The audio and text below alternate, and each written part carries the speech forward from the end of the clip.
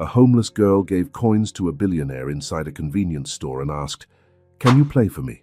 I'm hungry, but I'd rather believe in a miracle to save my mom." What happens next is unbelievable.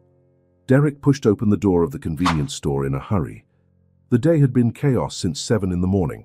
3 cancelled meetings, a contract that needed an urgent review, and an international call that couldn't be delayed. At 37, he had built a financial empire based on one simple rule: time is money. The line was moving slowly. It always moved slowly in these places. Derek checked his watch, a Rolex he bought to celebrate his first million, and sighed impatiently. 4 people in front of him, maybe 6 minutes. He could handle 6 minutes. He was busy on his phone, answering emails, when a small but firm voice cut through the air beside him. "Can you play for me? I'm hungry, but I'd rather believe in a miracle to save my mom." Derek stopped typing and looked down. A little girl was standing next to him, holding a few coins in her hand. She couldn't have been more than 5 years old, with messy brown hair and clothes that had seen better days. But what was most striking were her eyes, large, dark, and filled with a determination that didn't match her age.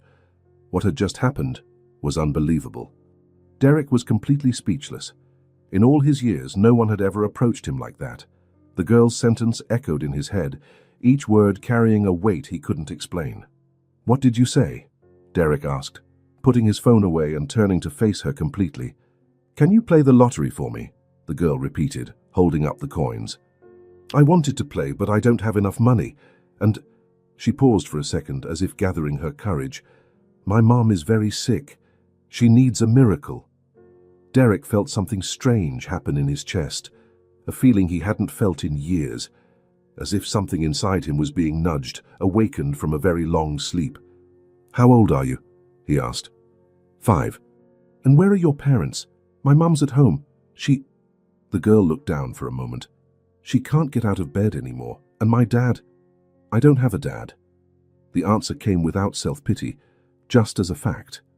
Derek looked around, searching for an adult who might be responsible for the child, but he saw no one paying them any attention. "What's your name?" "Norah." "And you?"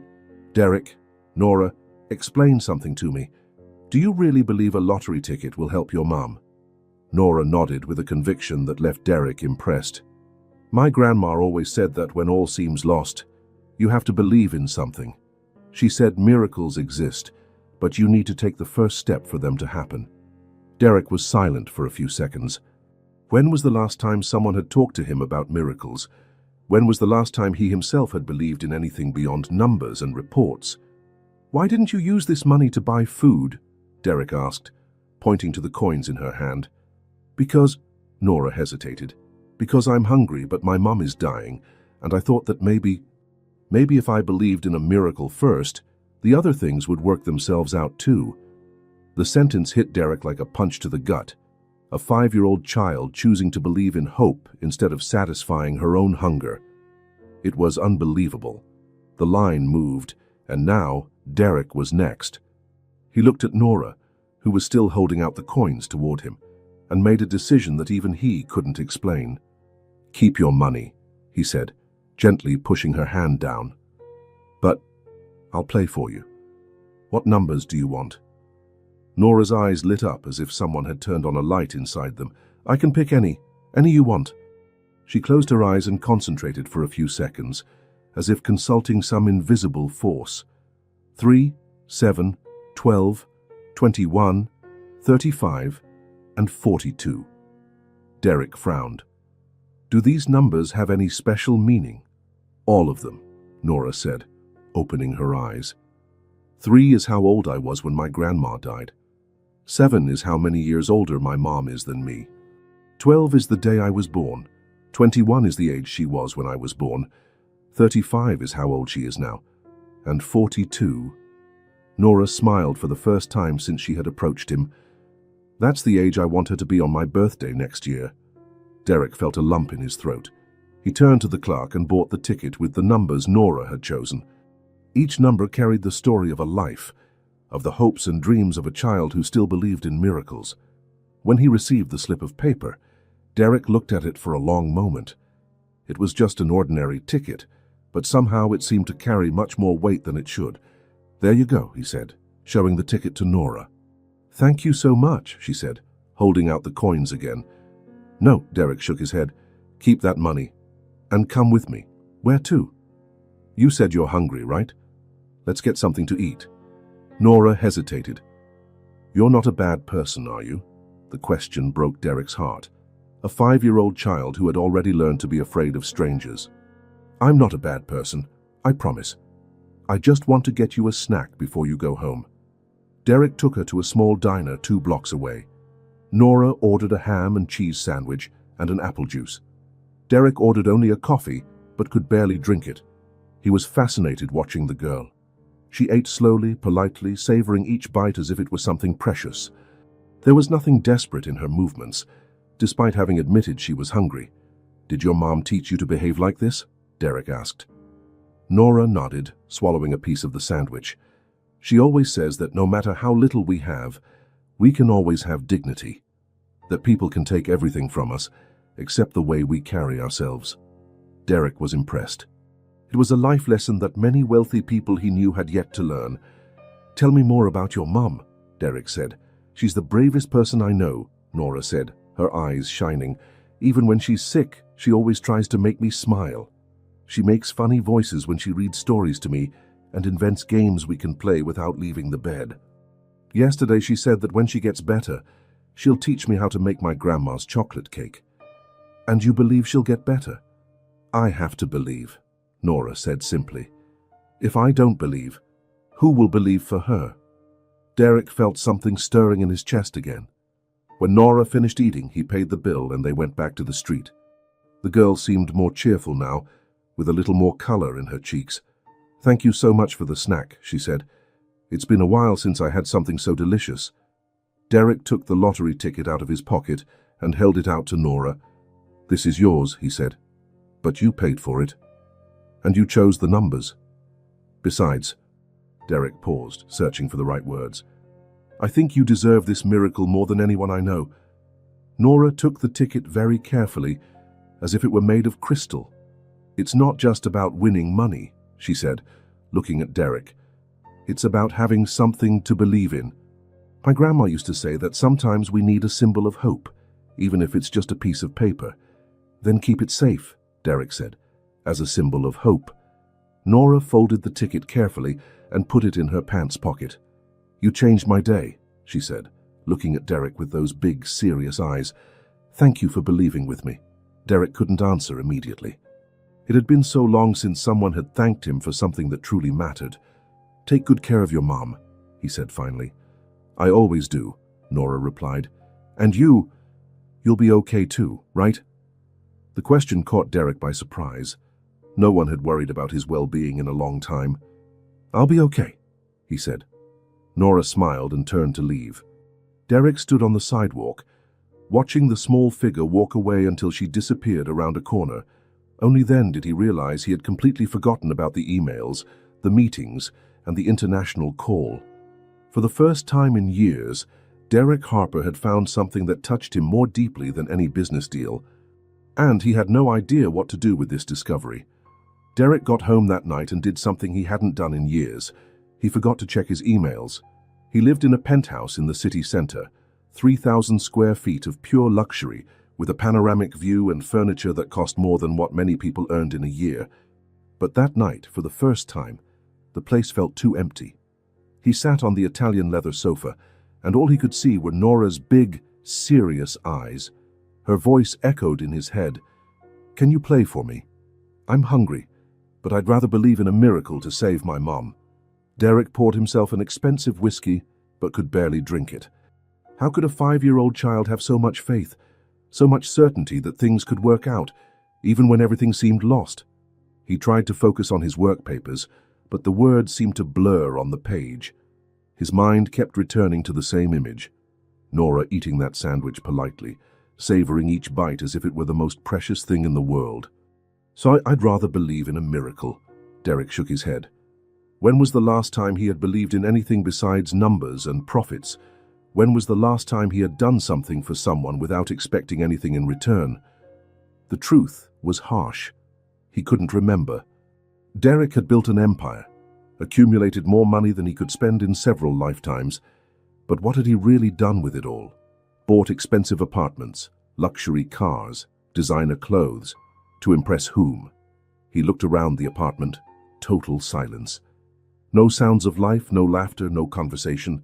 Just the hum of the air conditioning and the traffic far below. The loneliness hit him like a cold wave. Derek had always thought he was fine alone. That loneliness was just the price of success. Men like him didn't have time for lasting relationships or families. They had businesses to run, money to make. But that night, after meeting Norah, the loneliness felt different, heavy, suffocating. As if he were living in a glass dome, watching life happen on the outside without being able to truly touch it. He went to the window. The city stretched out before him, millions of lights twinkling in the darkness. Each light represented a life, a story, a family. And there he was, alone at the top of his skyscraper, isolated from it all. That's when the memories started to come back. Derek tried to push them away, as he always did, but this time they were stronger. Maybe because Norah had awakened something inside him that had been dormant for decades. He saw himself at 5 years old, the same age as Norah. He remembered the small, damp apartment where he lived with his mother, in a neighborhood where sirens blared every night and the smell of mold never left the walls. He remembered his mother coming home after working double shifts, so tired she could barely stand. She cleaned offices during the day and worked as a waitress at night, but even so, the money was never enough. Derek remembered the nights they shared a can of soup for dinner, and how his mother always said she wasn't hungry, so he could have more. He remembered going to school with an empty stomach and making excuses to not participate in activities that cost money. But what hurt the most were the winter nights. The apartment's heating was always broken, and they didn't have the money to fix it. Derek remembered sleeping huddled with his mother to keep warm, feeling her body shiver from the cold. She never complained, never cried in front of him, but Derek knew she was suffering. He remembered one specific night when he was 6.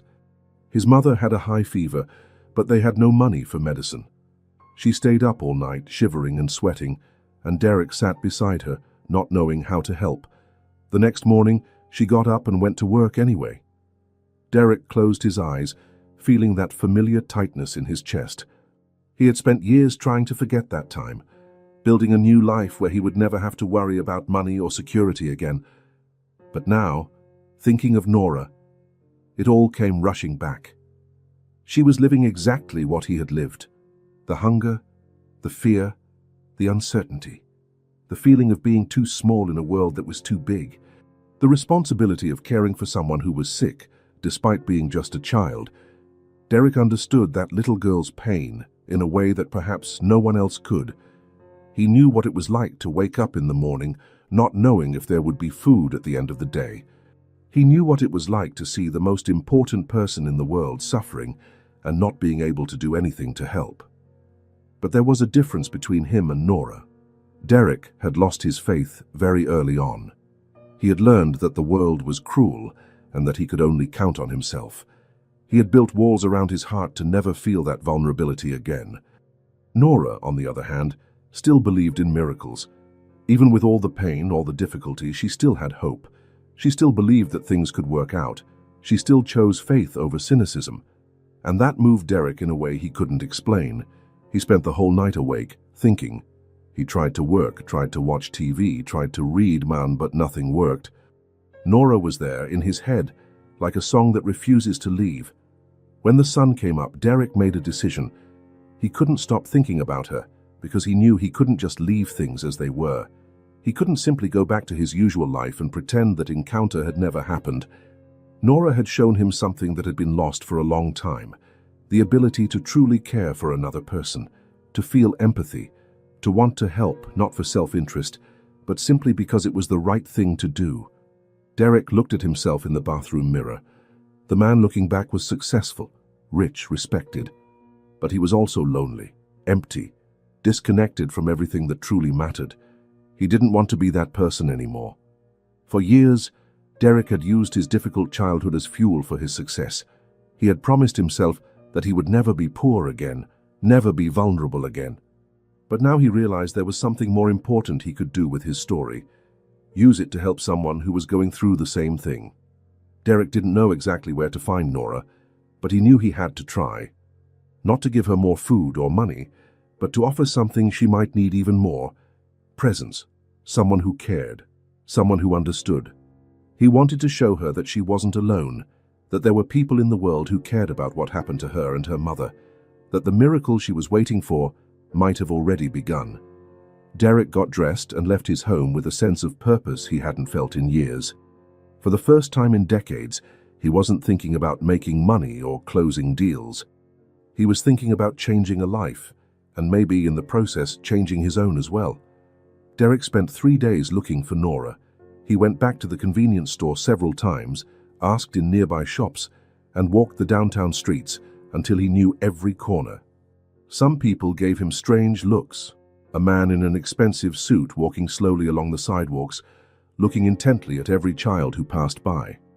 On the morning of the 4th day, when Derek was about to give up, he saw her. Norah was sitting on the ground next to a fruit stand, her legs crossed, with a piece of dry bread in her hands. She was breaking off small pieces and tossing them to a group of pigeons flocking around her. The birds pecked at the crumbs greedily, and she watched with a small but genuine smile. Derek stopped a few feet away, just watching. Norah was wearing the same clothes from days ago, perhaps a little dirtier, and her hair was still messy. But there was something peaceful about the scene, the girl sharing her food with the pigeons, even though it was probably all she had to eat. He approached slowly, not wanting to startle her. "Hi, Norah." She looked up, and for a moment, Derek saw confusion on her face. Then recognition dawned, and her eyes lit up. "Derek," she said, getting up quickly. "You came back." "I came back," he said, crouching down to her level. "How are you?" "Fine," Norah answered automatically, but Derek noticed she looked thinner than a few days ago. "Can I sit with you?" Norah nodded, and they sat on the ground, leaning against the wall of the shop. The pigeons continued to peck at the breadcrumbs, making small, satisfied noises. "Do you like feeding the pigeons?" Derek asked. "I do," Norah said, tossing another small piece of bread. "They always seem so hungry and—" She paused. "Sometimes it's nice to have company, even if it's just birds." Derek felt that familiar tightness in his chest. A 5-year-old child talking about loneliness so naturally.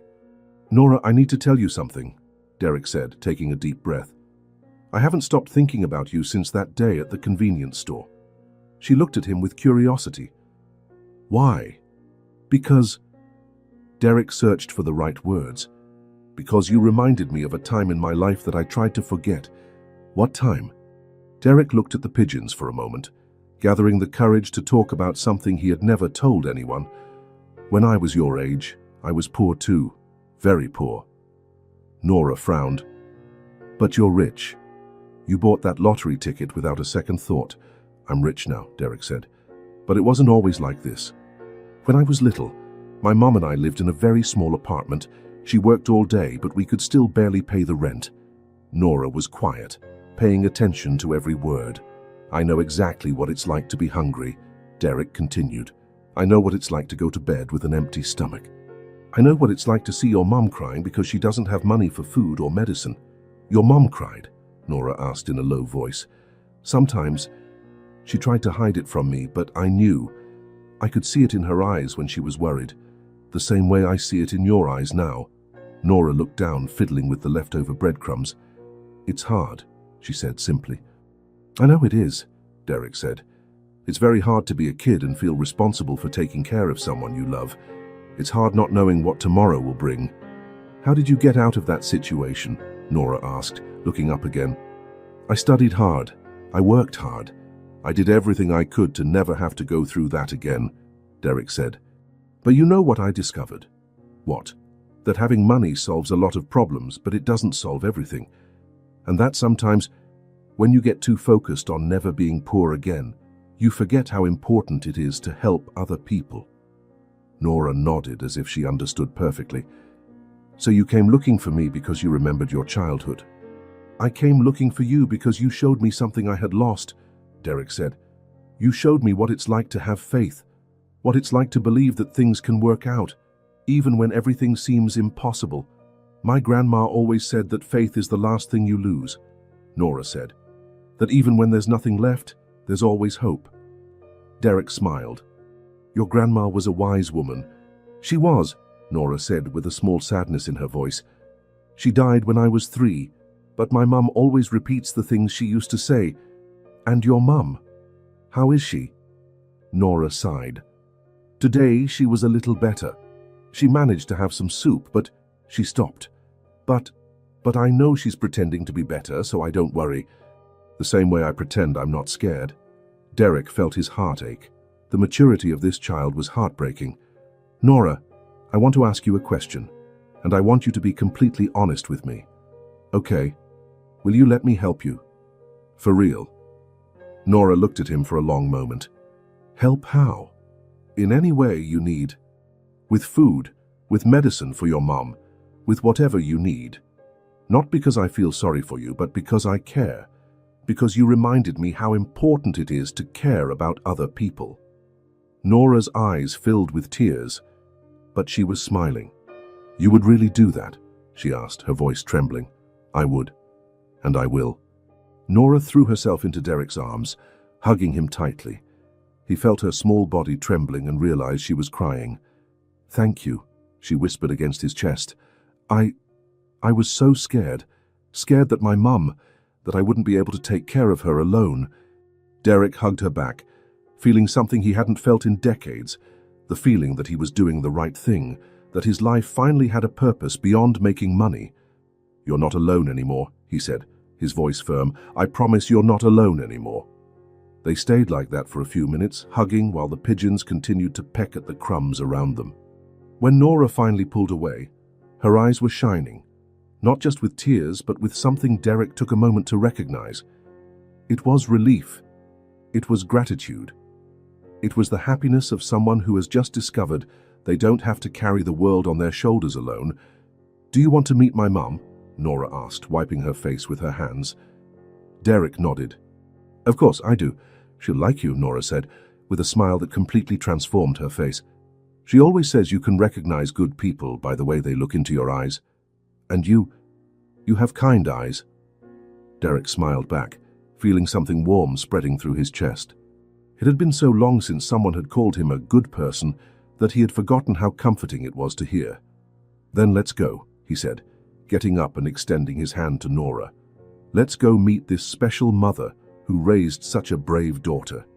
Norah took his hand with complete trust, without a hint of suspicion or fear.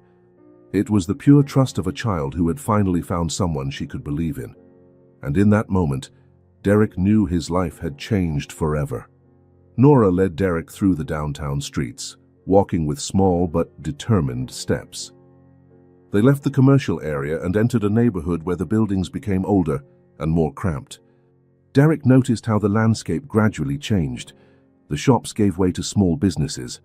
The sidewalks became narrower and cracked, and the traffic of expensive cars dwindled. Is it far? Derek asked, more to make conversation than out of hurry. Not too far, Norah replied. About a 15-minute walk. I walk this way every day when I come downtown. Derek frowned. You come downtown every day? Almost every day. Sometimes people give me some coins. Sometimes someone offers me food. And there are the pigeons too, she smiled. They're always there. Derek felt a pang in his chest, imagining this small child making this journey alone every day, looking for a way to get food or money to help her mother. They continued walking. Derek observed everything around him, the small houses packed together, clothes hanging from windows, the sound of TVs and conversations leaking through thin walls. It wasn't exactly a slum, but it was clearly a neighborhood where people with little money tried to survive. My mum doesn't know I come downtown, Norah said suddenly. She doesn't. I tell her I'm going to play in the park nearby. If she knew I came all the way downtown, she'd be very worried, and she already worries too much about everything. Derek stopped walking for a moment. Norah, do you lie to your mum? Norah stopped too and looked at him seriously. I don't lie, I just don't tell her some things, just like she does with me. What do you mean? She pretends she's not in pain when I know she is. She pretends she ate when I know she hasn't eaten anything. She pretends everything is okay when I know it's not. So I also pretend some things to not make her more worried. Derek was impressed by the maturity of her answer. A 5-year-old child who had already learned about the small sacrifices we make for the people we love. You're very smart, Derek said. My mum says I take after my grandma, Norah said, starting to walk again. She said Grandma Elena was the smartest person she knew. Elena, Derek repeated. The name sounded familiar, but he couldn't place it. Yeah, she died last year. That's when my mom started getting sick. I think she got really sad. They turned a corner onto an even narrower street. The houses were small, most of them painted long ago, with simple iron gates. Norah stopped in front of a small, faded blue house.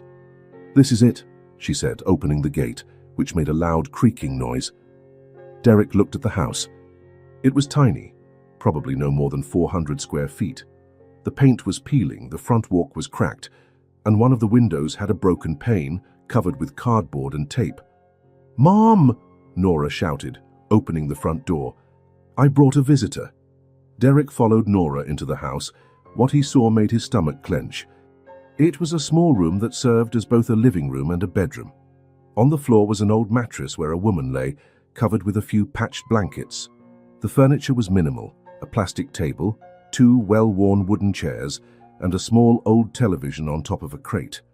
The woman on the mattress tried to sit up as they entered. Derek saw that she was young, probably in her early 30s, but her illness had left her very thin and pale.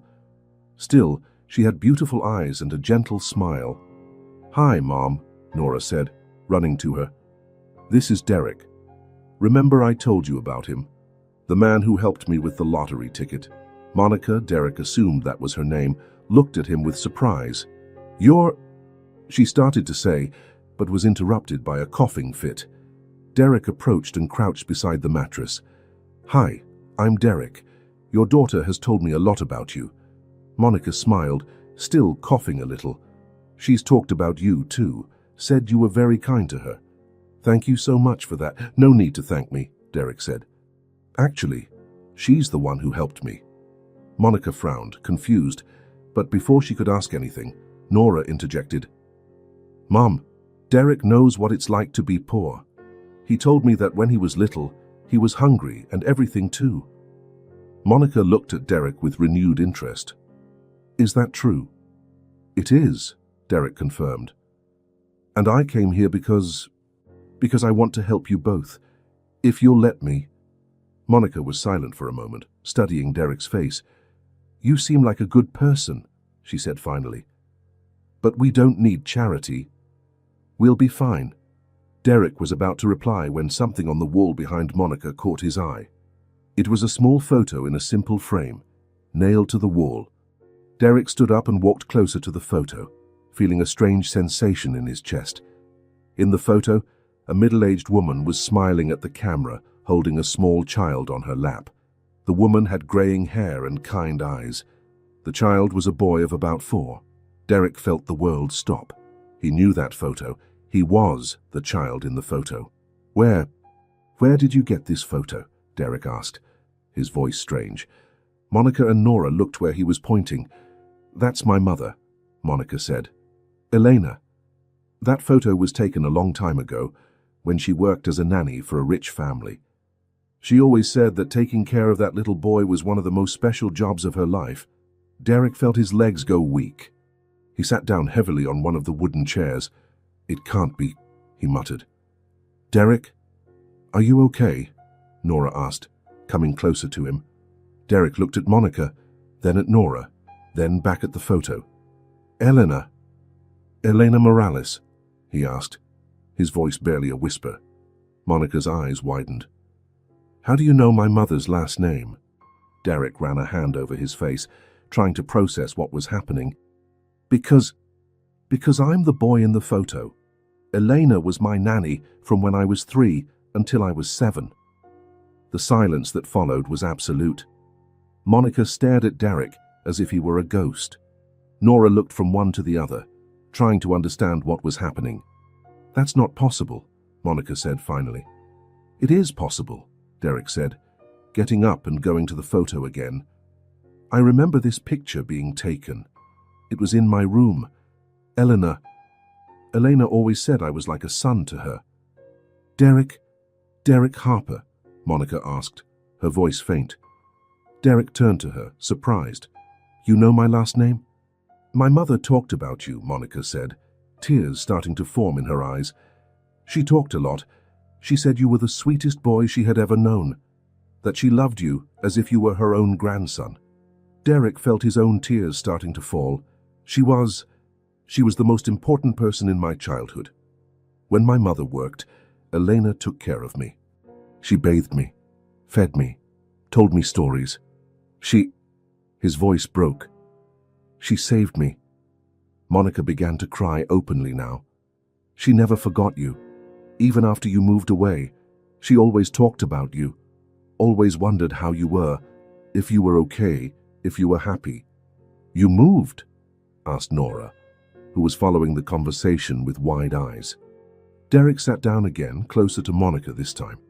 "When I turned 8, we managed to leave the neighborhood where we lived. My mom got a better job, and we moved. I never saw Elena again after that. I always wanted to look for her, but..." He shook his head. "But life got busy and I ended up forgetting." "She didn't forget," Monica said. "Until the end of her life, she kept this photo and talked about you." Derek looked around the precarious little house, then at the sick Monica on the mattress, then at Norah, who was still trying to understand the whole situation. "The woman who saved me was your mother," Derek said, more to himself than to them. "And now you two are..." He couldn't finish the sentence. "My grandma knew you?" Norah asked, moving closer to Derek. "Your grandma raised me," Derek said, taking Norah's small hands in his. "She taught me to be kind. She taught me to share. She taught me that good people take care of each other." Norah smiled through the tears that began to fall. "So that's why you're a good person. That's why you helped me." Derek nodded and, unable to speak, Monica tried to sit up better on the mattress. "Derek, I don't know what to say. It's as if my mother sent you to us."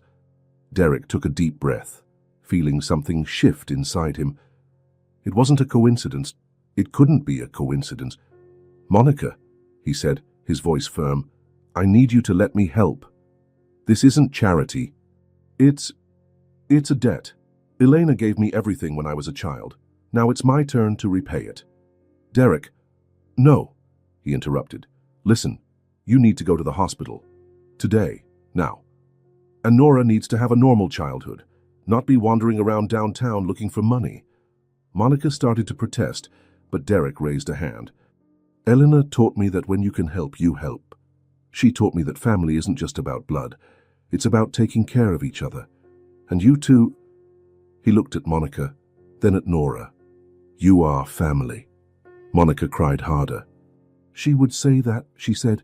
"She always said you would come back one day." Derek stood up and went to Monica. "We're going to the hospital." "Now, I don't have money for the hospital." "I do," Derek said simply, "and I'm going to buy all the medicine you need, and I'm going to help with everything you need until you're well." Monica looked at him for a long moment. "Why would you do that?" Derek looked at the photo of Elena on the wall, then at Norah, who was holding his hand. "Because Elena taught me that when you receive love, you have to pass that love on. And you two, you are the chance I have to honor her memory." Monica finally nodded. "Okay," she said. "But on one condition." "What's that?" "You don't do this out of pity or obligation. You do it because you really want to, because you care about us." Derek smiled for the first time since he had entered the house. "Monica, I care about you two more than I've been able to care about anything in the last 20 years. He turned to Norah. "And you, young lady, are you going to help me take care of your mom?" Norah nodded vigorously. "Always." Derek looked around the little house one more time. Elena had taken care of him when he needed it most. Now it was his turn to take care of her family. "Then let's go," he said, helping Monica to her feet. "Let's start fixing all of this. And for the first time in decades, Derek Harper felt he was exactly where he was supposed to be. 2 weeks after the hospital visit, Derek had established a routine he wouldn't have imagined possible a month earlier. Every morning, before heading to the office, he would stop by the pharmacy to pick up Monica's medications. After work, instead of going straight home as he always did, he would stop at the supermarket and buy groceries for the family. Nothing extravagant: rice, beans, chicken, vegetables, milk, fruit. Simple things that would make a real difference in their diet. Monica had resisted at first. Even sick, she tried to maintain her dignity, insisting they didn't need help. But Derek found a way around her pride. "Elena fed me for 4 years," he said during one of those first visits, placing the grocery bags on the small kitchen table. "Consider this back pay." Monica smiled, but still seemed uncomfortable. "Derek, this is too much. You don't have to." "I know I don't have to," Derek interrupted, starting to put the groceries away. "I want to. There's a difference." Norah appeared in the kitchen, curious to see what Derek had brought. When she saw the fruit, her eyes lit up. "Apples," she exclaimed, grabbing a shiny red one. "It's been a long time since we've had apples." Derek felt that familiar tightness in his chest, but this time it was different. It wasn't just sadness for their situation. It was also a deep satisfaction in knowing that something as simple as an apple could bring so much joy to a child. From that day on, Monica stopped protesting so much. The medications the doctor had prescribed began to take effect quickly. Monica still coughed, but not as often. She could sit up for longer periods. Her appetite started to return, and little by little the color came back to her face. "You seem different," Derek commented one afternoon, sitting in the chair next to Monica's mattress. "How so?" "More cheerful, more present." Monica smiled. "It's because for the first time in a long time, I'm not worried. I'm not wondering what we're going to eat tomorrow, or if I'll be able to buy medicine, or if Norah is going without. It's a strange feeling, you know? Not being scared all the time." Derek understood perfectly. He remembered what that feeling was like. The relief of knowing there was food in the fridge, that there was money for basic necessities. It was something that those who had always had money took for granted, but for those who had gone without, it was an incredible luxury. Norah was changing too. The serious, overly responsible little girl was still there, but Derek began to see glimpses of the 5-year-old child she truly was.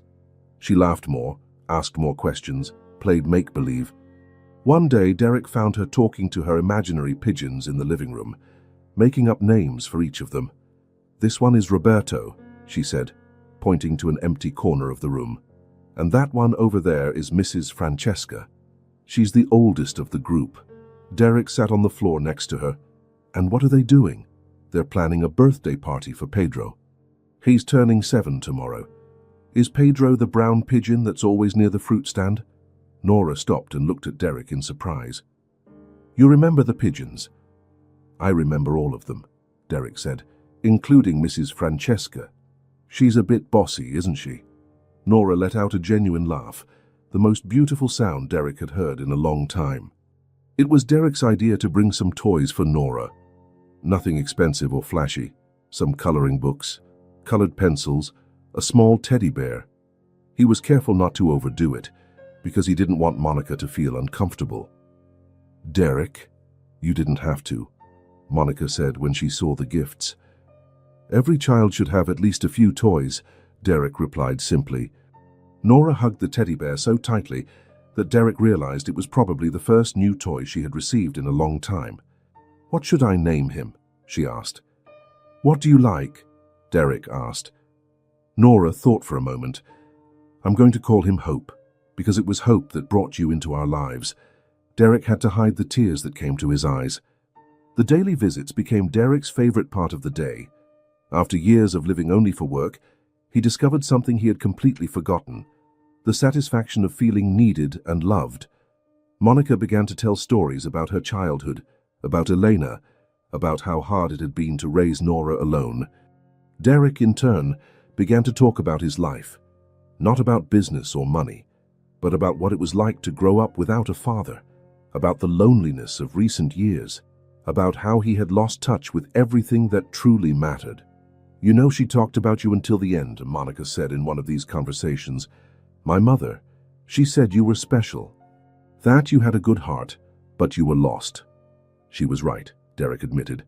I was lost. I no longer knew who I was beyond a man who made money. And now? Derek looked at Norah, who was drawing on the floor beside them, focused on coloring a picture of a family.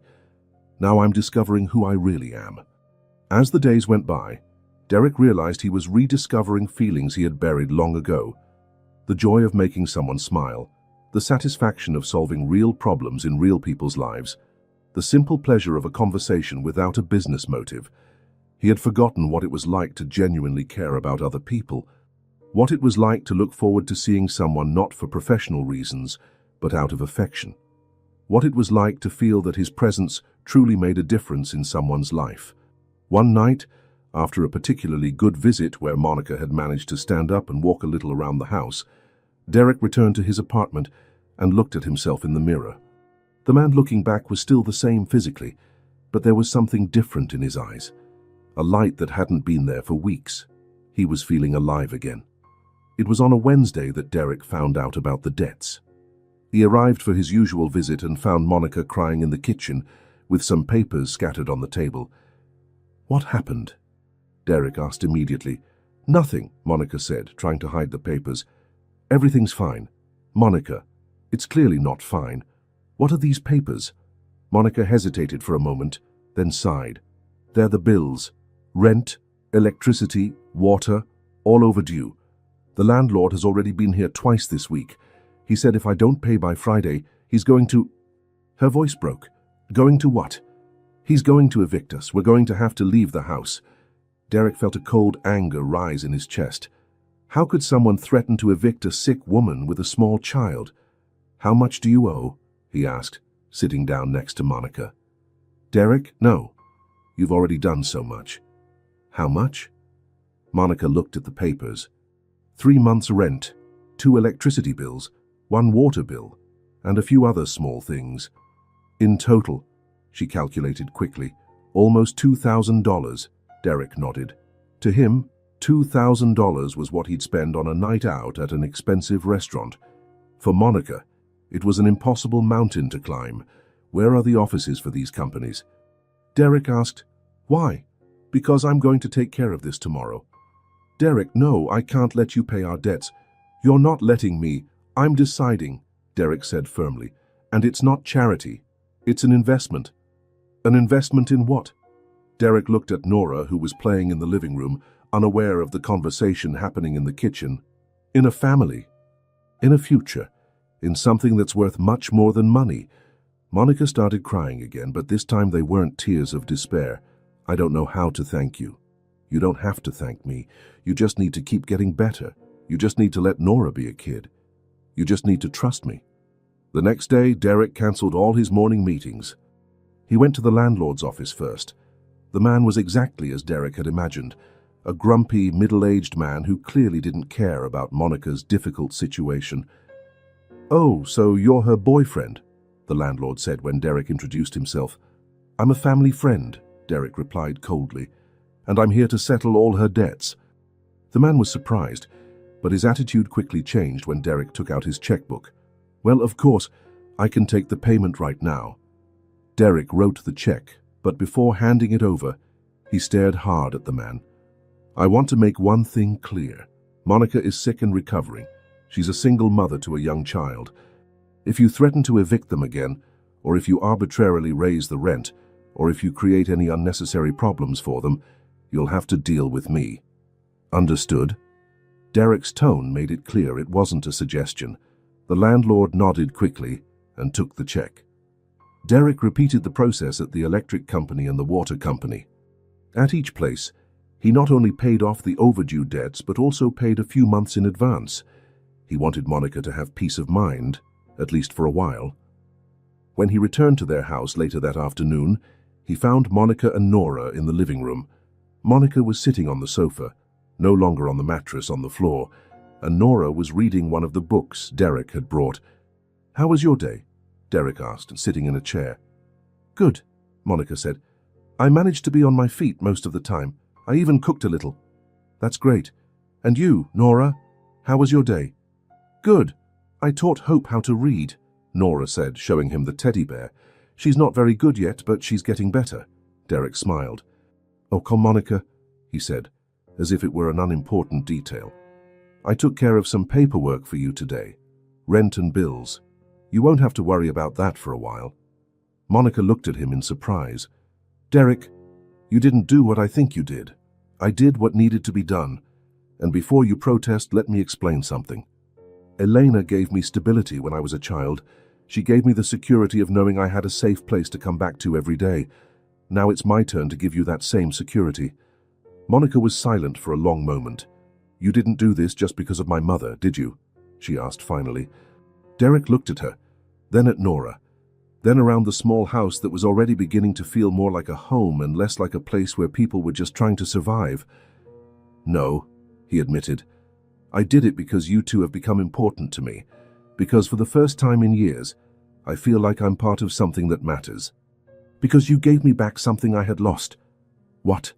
Derek thought about the answer. The ability to love, the ability to care, the ability to feel that my life has a purpose beyond making money. Norah dropped her book and ran to Derek, climbing into his lap. You're important to us too, she said, hugging his neck. Very, very important. Derek hugged her back, feeling something warm and complete spreading through his chest. For the first time in decades, Derek Harper felt at home, and it wasn't in his expensive penthouse downtown. It was here, in this simple little house, with a brave woman who was recovering and a child who still believed in miracles. It was here that he had found what he didn't know he was looking for, a family. It was a particularly beautiful Saturday afternoon when Derek decided to do something different. Norah, he said, arriving at Monica's house with a smile on his face. How about we go out for a walk? Norah was on the living room floor, playing with Hope and some wooden blocks Derek had brought the week before. She looked up, curious. A walk where? There's a park about 20 minutes from here. I thought you might like to see it. Monica, who was sitting on the sofa flipping through a magazine Derek had brought, smiled. What a great idea. Norah, do you want to go? Can I bring Hope? Norah asked, hugging the teddy bear. Of course, Derek said. Hope needs some fresh air too. Norah ran to get a small, worn-out backpack from a corner of the room.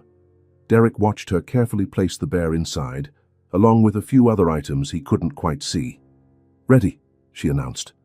Derek said goodbye to Monica with a kiss on the forehead, a gesture that had become natural between them in recent weeks. Take care, Monica said, and Derek, thank you for everything. No need to thank me, Derek replied, as he always did. The walk to the park was full of conversation. Norah talked about the pigeons she had seen that morning, about a strange dream she'd had the night before, about how Hope was learning to be brave. Derek listened to her with full attention, something he had never done with anyone before, giving his complete and genuine attention to another person. The park was small but well kept. There were a few large trees that offered shade, a simple playground, and some benches scattered along the paths. There weren't many people, just a few families with small children and some elderly people feeding birds. It's pretty here, Norah said, looking around in awe. It is, Derek agreed. Would you like to play on the playground? Norah looked at the swings and slides but shook her head. Can I just stay here with you? It's nice when it's just the two of us talking. Derek felt that familiar warmth in his chest. He had gotten used to this feeling in recent weeks, the feeling of being genuinely wanted and appreciated. They found a large tree with ample shade and sat on the ground, leaning against the trunk. Norah took Hope out of the backpack and placed him on her lap. For a few minutes, they sat in comfortable silence, just watching people pass by. A family with 2 small children was playing near the playground. Derek saw Norah watching them intently. Would you like to have siblings? Derek asked.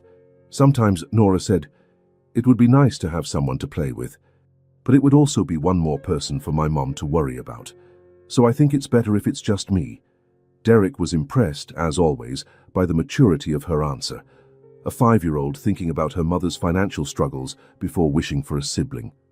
Have you ever thought about going to school? Derek asked. Norah's eyes lit up immediately. Every day, she said, with an enthusiasm Derek hadn't seen before. I dream about it. I want to learn to read and write like the other kids. You don't know how to read. I know a little bit. My mom taught me some letters and some small words, but I can't read real books yet. When you bring those coloring books that have words, I pretend I know how to read, but really I just make up the stories by looking at the pictures. Derek felt a pang in his chest. Norah had missed the normal age to start school because of her family's financial situation. And what else would you like to learn? Everything, Norah said, her eyes shining. I want to learn about numbers, about the countries of the world, about animals, about the stars. My grandma used to tell me stories about faraway places, and I always wanted to know if they were real or if she was making them up. They're real, Derek said, all of them. And one day you'll be able to learn about all those places. Do you really think so? I'm sure of it. Norah was quiet for a moment, fiddling with Hope's ears. Derek, she said finally, her voice lower. Can I tell you something? You can tell me anything. Sometimes I get sad because I don't have a dad. Derek felt a lump forming in his throat. Do you want to talk about it? Norah nodded. My mom told me my dad was a good man, but he got sick when I was very little and died. I don't remember anything about him. Not his face, not his voice, not what it was like to be hugged by him. Derek had to swallow hard to be able to speak. That must be very difficult. It is, Norah admitted, especially when I see other kids with their dads. I wonder what it would be like to have someone to take me to the park, to teach me things, to tell me stories before bed.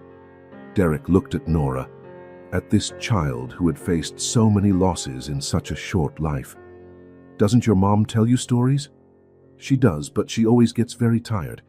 And I know she tries hard to be both a mom and a dad, but it must be hard for her too. They sat in silence for a few minutes. Derek was struggling with the emotion growing in his chest. Finally, Norah spoke again. Derek? Yes. Do you know what it's like not to have a dad? Derek took a deep breath. I do. My dad also died when I was little. Actually, I never even got to meet him. So, you understand? I understand. Norah turned to look directly at Derek. You know what I think sometimes? What? I think that maybe you're like the dad I never had. The words hit Derek like a lightning bolt. He felt tears starting to form in his eyes. You think that? I do, Norah said, smiling shyly. You take me for walks. You worry about me. You talk to me about important things. You make me feel safe. I think that's what it must be like to have a dad. Derek couldn't hold back the tears anymore. They began to fall silently down his face. Norah, he started, but couldn't finish. Are you crying? She asked, moving closer to him. I am, Derek admitted. But they're good tears. Why are they good? Derek put his arm around Norah, pulling her closer. Because you just gave me the greatest gift anyone has ever given me. What gift? The gift of feeling like I'm important to someone. Of feeling that my presence makes a real difference in the life of a special person. Norah snuggled against Derek. You're very important to me, she said. You changed everything in our lives. Derek hugged her tighter, feeling something inside him become whole. For years he had focused on building financial empires, on accumulating wealth, on gaining professional recognition. But nothing, absolutely nothing, had compared to the feeling of being genuinely loved by a child who saw him as a father figure. You changed everything in my life too, Derek said. You taught me how to feel again. You taught me that there's something more important than money. What's more important? Love. Family. Having people who truly care about you. They hugged for a while, watching the clouds drift across the sky. Derek felt as if a piece of his humanity that had been lost long ago was being returned to him. It was Norah who broke the silence. Derek, I want to give you something. You don't have to give me anything. I want to, she said, pulling away from the hug and reaching for her backpack. She rummaged inside the backpack for a few seconds, and then pulled out something that made Derek's heart stop. It was the lottery ticket.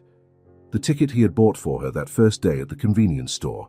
It was a little yellowed and crumpled, but still recognizable. Norah, Derek said, surprised. You kept the ticket all this time?" "I did," she said, holding the paper carefully. "I never checked if it won anything because the important thing wasn't winning, it was having something to believe in."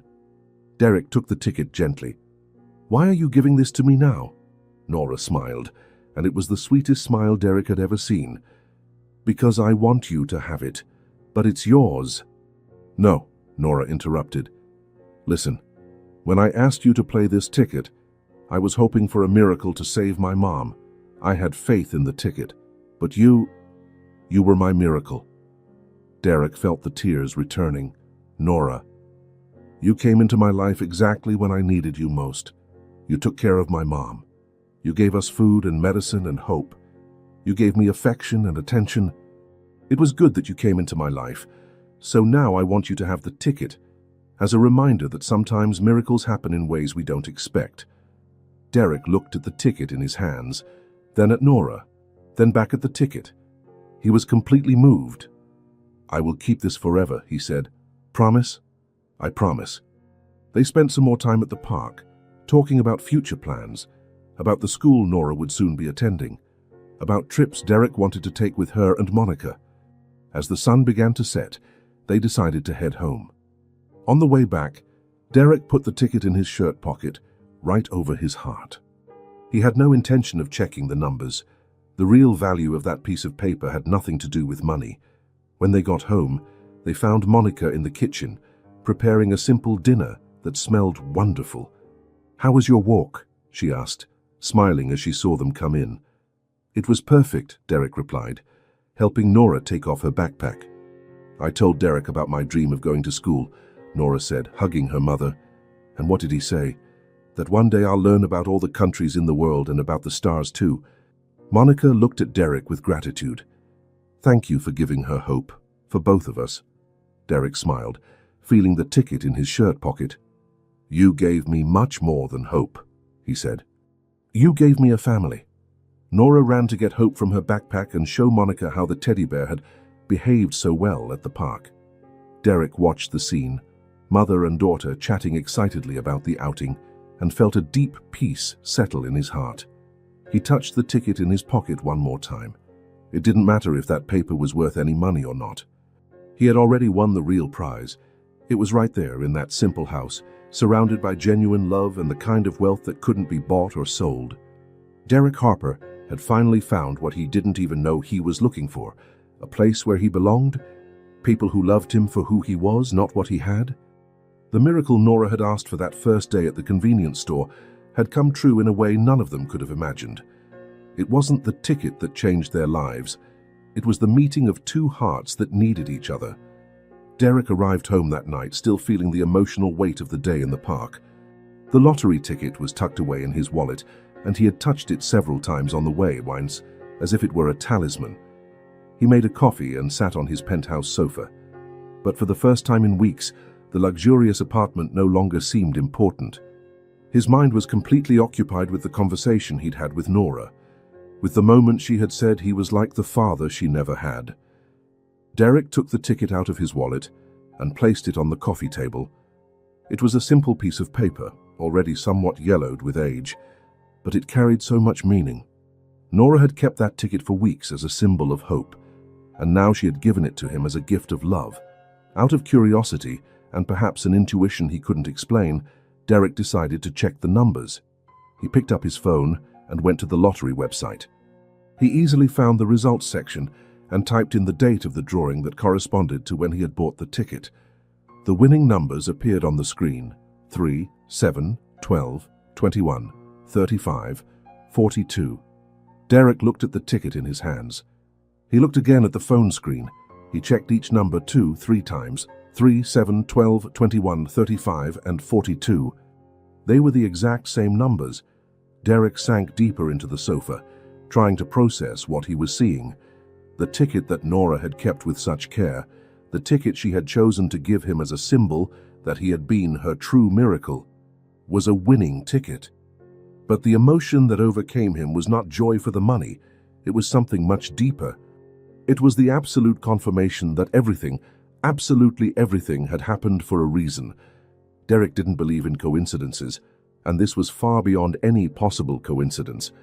Norah had appeared in his life at the exact moment he most needed to rediscover his humanity. He had appeared in her life at the exact moment she most needed help. And now the ticket, the symbol of faith that had united them from the beginning, was revealed to be a winner. Derek closed his eyes and felt a deep emotion wash over him. It wasn't about the money. It was about purpose. It was about the certainty that some things in life are bigger than us, bigger than our understanding. He spent the entire night awake, holding the ticket and thinking about the best way to tell Monica and Norah. When the sun came up, Derek knew exactly what to do.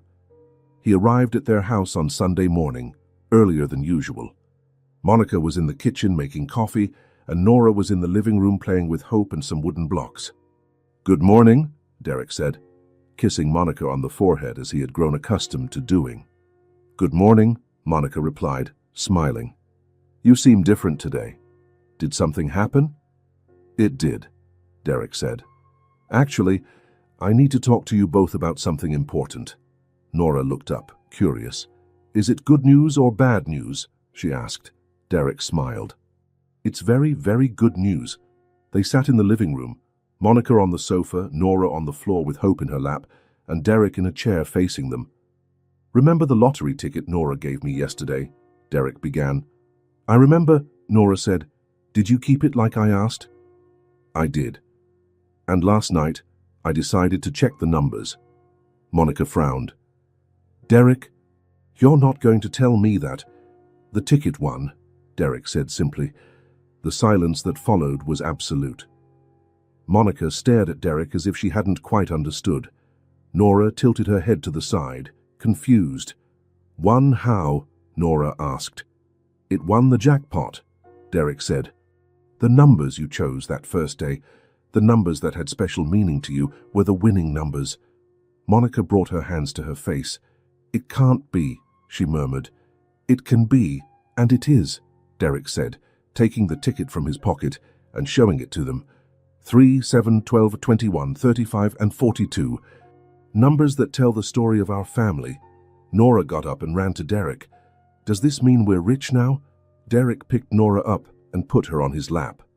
"This means you'll never have to worry about money again, that you can go to the best school we can find, that your mom can get treatment at the best hospital, that you'll have a beautiful, safe house." Monica began to cry. They were not tears of sadness, but of relief, of disbelief, of gratitude. "Derek, I don't know what to say." "You don't have to say anything," Derek replied. "You just have to accept that our life is going to change, for the better." Norah hugged Derek's neck tightly. "You bought the ticket. The money is yours." Derek shook his head. "The ticket was bought with the numbers you chose, and you gave me the ticket as a gift. This money is ours. It belongs to our family." Monica got up from the sofa and went to Derek and Norah, hugging them both at the same time. They stayed like that for a few minutes, just holding each other, feeling the weight of the change that was to come. In the weeks that followed, Derek organized everything with care and attention to detail. The first thing he did was look for a house, not something extravagant or ostentatious, but a beautiful, safe house in a good neighborhood, with a yard for Norah to play in and enough rooms for each of them to have their own space. "I don't want anything too big," Monica said when they visited the first option. "I just want it to be ours." "It will be ours," Derek promised.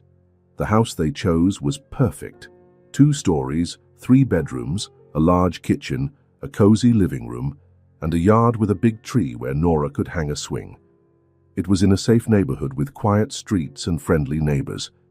"Giant, it's beautiful," Norah said, running from room to room on their first visit. "Can I choose which one will be my room?" "You can choose whichever one you want," Derek replied. She chose the room with a large window from which she could see the tree in the yard. "I'll be able to watch the birds from here," she explained, "and talk to them in the morning." The move was quick and smooth. Derek hired a moving company and also bought new furniture. Nothing too expensive, but everything comfortable and beautiful. Monica insisted on keeping a few things from the old house, especially the photo of Elena. "She has to come with us," Monica said. "She's the one who started all of this." "Of course she's coming," Derek agreed. "She'll have a place of honor in the new living room." For Norah, Derek had a special surprise. He researched and found one of the best elementary schools in the area. Not the most expensive, but the one with the best reputation for caring for its children and quality of teaching. "Norah," he said one afternoon, as they were arranging her room in the new house, "I have some news for you." "What news?" "On Monday, you're going to start school." Norah's eyes widened. "Really? Really? And it's not just any school. It's a school where you'll learn to read real books, where you'll learn about all the countries in the world, about the stars, about math, about everything you've ever wanted to know." Norah jumped off the bed and hugged Derek so tightly she nearly knocked him over. "Thank you, thank you, thank you," she repeated, crying with joy. "You deserve this and so much more," Derek said, hugging her back. On the first day of school, Derek and Monica took Norah together. She was nervous, but also excited, wearing a new backpack and a uniform Derek had bought. "What if I can't keep up with the other kids?" she asked on the way. "You will," Monica said. "You're smart and brave, and if you have trouble with anything, the teacher will help.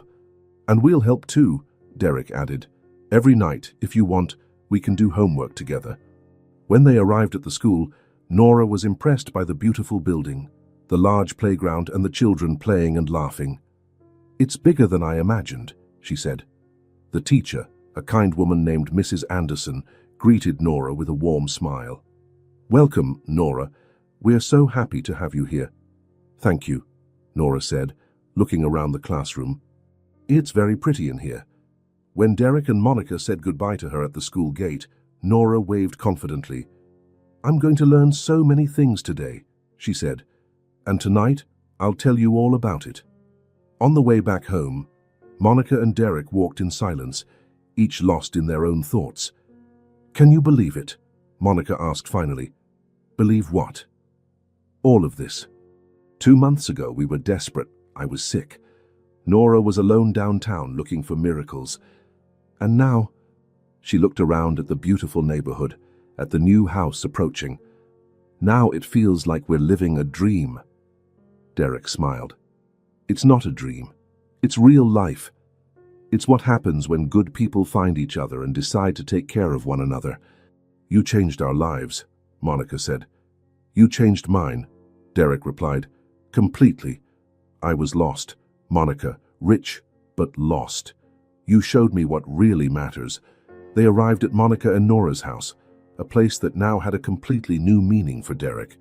It was no longer just a house he visited. It was the place where he had a real family. It was where Monica hummed while she cooked. It was where Norah told stories to Hope. It was where he felt loved and needed.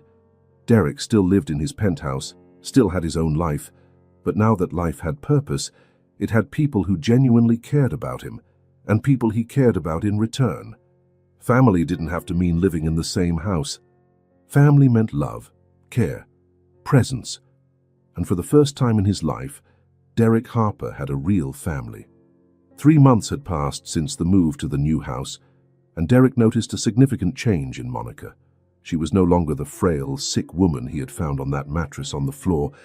Proper medical treatment, regular meals, and most importantly, the absence of financial worries had restored a vitality to her that Derek imagined had always been there, just hidden by the daily struggle for survival. Norah was adapting wonderfully to school. Every night she came home with stories about what she had learned, the new friends she was making, and the books she could finally read on her own.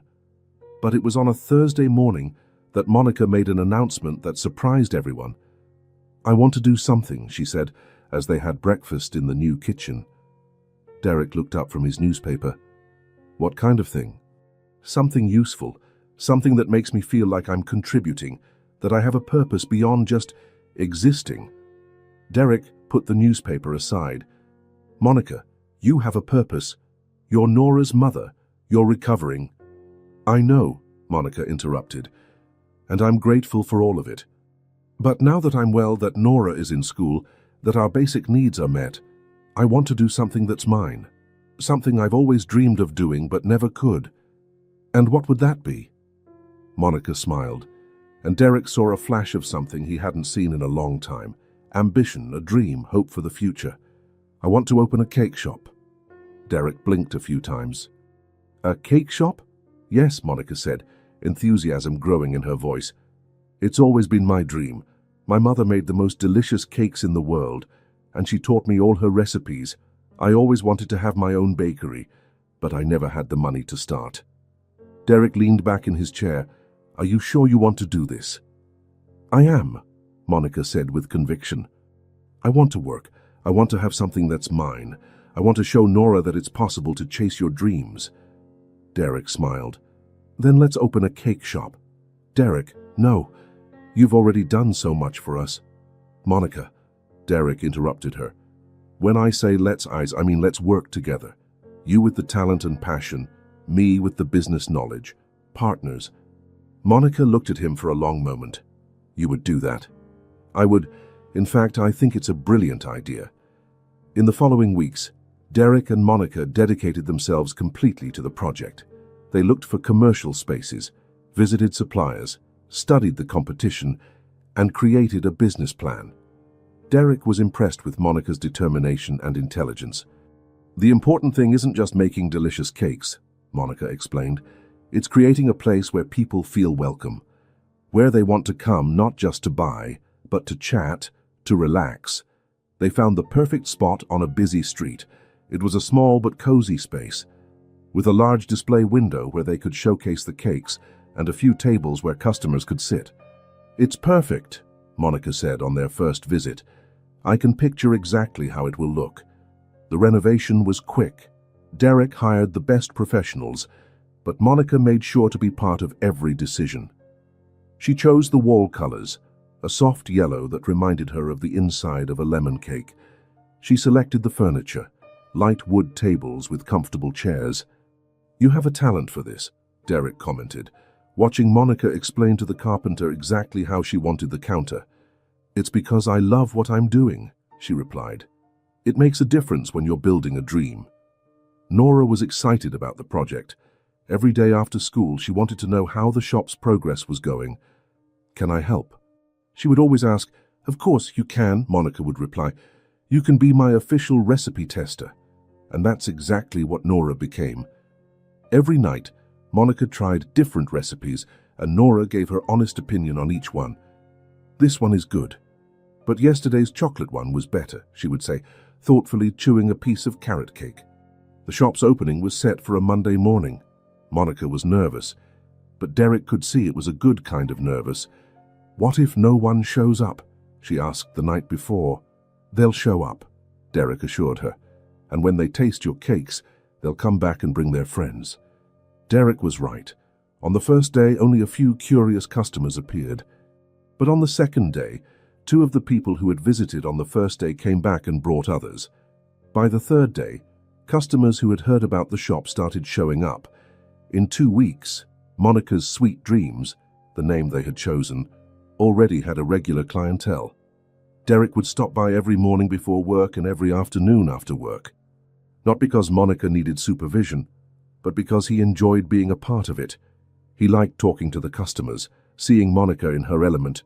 "You have a special talent," an elderly lady told Monica one afternoon. "It's not just the taste, it's the love you put into every slice." Monica smiled, and Derek saw tears of joy in her eyes. The shop quickly became more than just a business. It became a neighborhood meeting point. People came for breakfast before work, for an afternoon snack, to buy cakes for special occasions. Monica knew each regular customer by name, knew their preferences, and asked about their families. "This woman has a gift," Derek commented to one of the regulars. "It's not just the gift for making cakes," the man replied. "It's the gift for making people feel important." Derek knew exactly what he meant. Monica had the rare ability to make each person feel special, heard, and welcome. Norah also became part of the shop's charm. After school, she would do her homework at one of the back tables, and the regulars would always stop to chat with her. "That girl is going places," one of the customers commented to Derek. "Smart like her mother, but with a special sweetness all her own." "She really is," Derek agreed, watching Norah help Monica arrange the display case. 3 months after opening, the shop was an established success. Monica had hired a part-time employee to help during peak hours.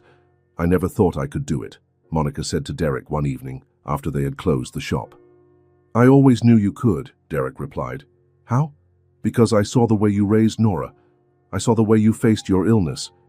Anyone capable of all that is capable of anything.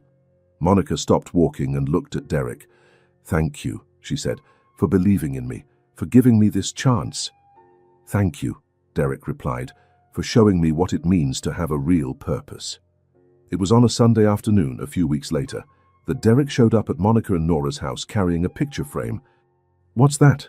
Norah asked, curious as always. It's a surprise, Derek said with a mysterious smile. For both of you. They gathered in the living room. Derek placed the frame on the coffee table, still face down. I found this among my old things, Derek explained, and I thought you'd like to see it. He turned the frame over. It was the same photo they had on the wall, but this was the original, larger, clearer, in more vibrant colors. A young, smiling Elena holding a little Derek on her lap. But this time, the photo was in a beautiful frame, fitting for the importance it deserved. Monica brought her hands to her face. Derek, where did you find this? It was in a box of things from my childhood that I had never opened. When I saw it, I knew I had to bring it to you. Norah moved closer to the photo, studying every detail. You were so little, she said, smiling. And my grandma looked so happy. She was happy, Derek said. Taking care of me was one of the happiest times of her life.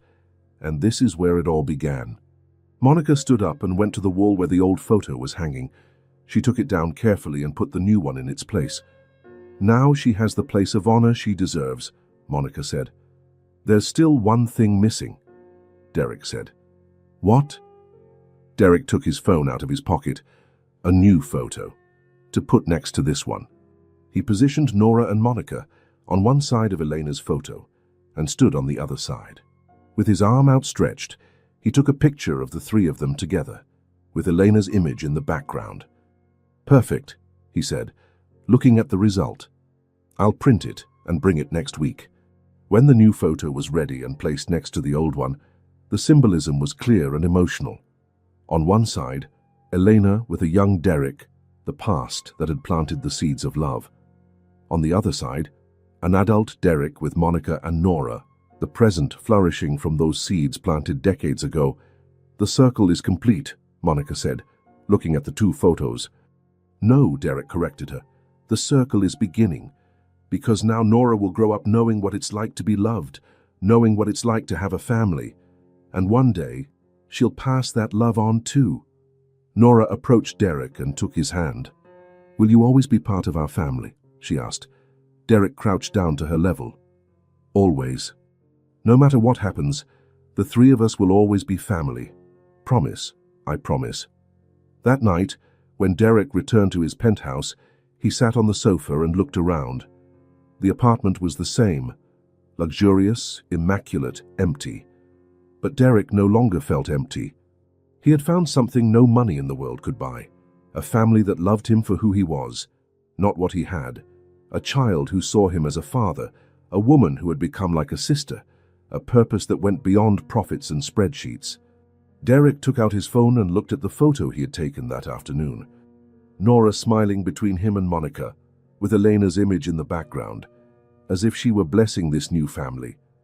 The miracle Norah had asked for that day at the convenience store hadn't been the winning ticket. The miracle had been much bigger, much deeper. The miracle had been the reunion of hearts that had never stopped searching for each other, even without knowing they were searching. If this story touched your heart, subscribe to the channel and turn on notifications so you don't miss the